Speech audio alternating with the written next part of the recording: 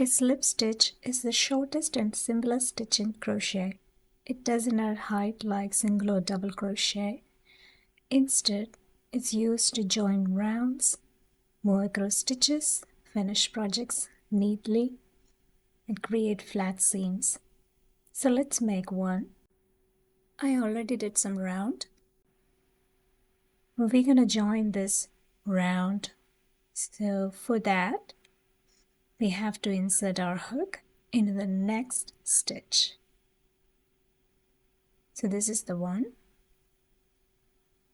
Yarn over, pull the yarn through the stitch. Now keep pulling it through the loop already on the hook. That's how we join this round. That's a slip stitch.